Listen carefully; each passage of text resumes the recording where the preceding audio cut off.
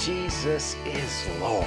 And he was such a nice Jewish boy. Jesus changed my life, and he's still in the life-changing business. As Paul said, the love of Christ compels me. You know, Randy, I think most people don't realize how much darkness there is in the world. It can't be just coming to church and getting pumped up with a faith message. You and I are all going to have something of faith in us. Jesus died to save sinners, and you are a sinner. Well, hello and welcome to CrossTalk. My name's Josh Weiss, and today in the studio, I have a very special friend of mine. His name is Greg Bogden, who is the Chief Operating Officer of Total Living Network and the Total Living International family of ministries. And so, Greg, great to have you. Thanks, Josh. Thanks for having me.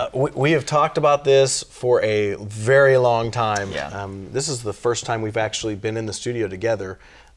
We did a brief thing at the National Religious Broadcasters, I guess last year or the year before, but this is the first time we've actually been in the studio. Yeah, it's good to finally be doing it. So yeah, we talked about it a long time. Yeah, we've kind of always been close. Yeah. Even before you were working at Total Living International, I feel like we're brothers almost. Yeah. Not just in the agree. Spiritual sense, but like we've got a kinship, and I've always been appreciative of that.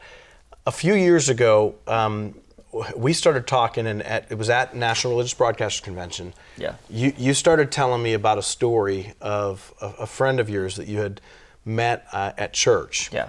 And the story was pretty compelling. And at the time, I was working on my master's program at Regent University, and I immediately gravitated towards the story you were telling because we were working on learning about entertainment education. Right.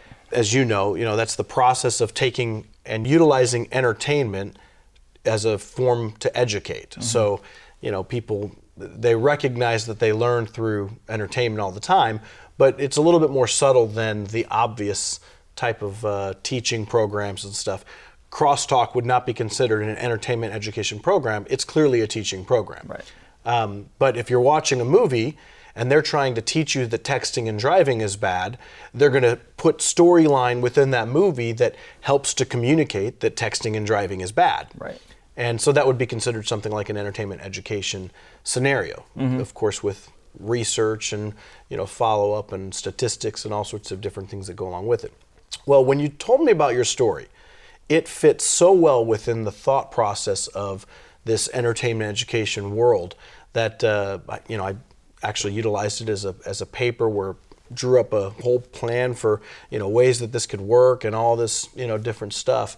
And you ended up doing the project. You were already in the throes of the project when I was talking to you on it, obviously. And I think it's worth telling our audience about. And so I hope so. It's good. It absolutely is worth it. And you did the project. It's called Inc. 180. Yeah. And I want you to just share a little bit with our viewers about the story of Inc. 180, kind of how that started. Yeah, it was interesting. Our family had just settled into a new community, and we were looking for a new church, and we had tried out a few, and ultimately we went to this church, and we got there, and they were doing announcements, and this big old burly tattooed guy walks up onto the stage and does the announcements and is talking about this project he had just worked on where he had removed some tattoos off of a sex trafficked victim. And I sat there in my seat, and it was just as though God clearly laid on my heart, you need to tell this story. And it was kind of one of those where I'm like, oh, Christians aren't going to be interested in a tattooed up guy, in his story of how he's changing people's lives. But I just couldn't get out of my head. And so for 2 weeks, I sat there and just kept thinking, okay, what can I do with this? Is there something I can do with this project? I need to at least meet with this guy. So finally I called him and I said, listen, can we get together for lunch? And we sat down and talked, and the more I heard this guy's heart, the more I realized, man, there's a story here, and it's not so much about even just what he does for a living with the tattoos, but it's about his heart to truly help people that have made it to the pits of despair, that have made it into those deep, dark crevices that most people like you and I don't even know exist, and how God can still reach them when they're there. And it became so apparent to me that there's a reality to this world that as churchgoers and as people that have grown up in the church or that people that don't get out into the streets, so to speak, after midnight, you just don't know that stuff exists. And so the more we kept talking, the more I'm just like, we got to do this. And so it was a weird thing. I went and talked to our president, Jerry Rose, and I said, hey,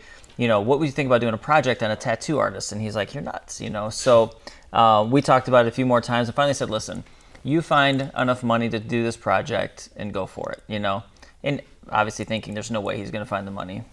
So the next day we met with a guy. And literally at the end of that meeting, he gave us a check that started the project, and we moved forward. So it was really cool to see how God just really put it all together, and we started flying with it. So yeah, you guys won. You actually ran with it, and you won 3 Emmy Awards. Yeah, so it's pretty funny because when I was fairly new to Total Living International, I came on as COO, and within the first few months, we separated the company out into 2 areas. We had our broadcast division, and then we started this division called 4.2 Media. And the goal was ultimately based after 2 Timothy 4.2, which is preach the gospel, be ready at all times.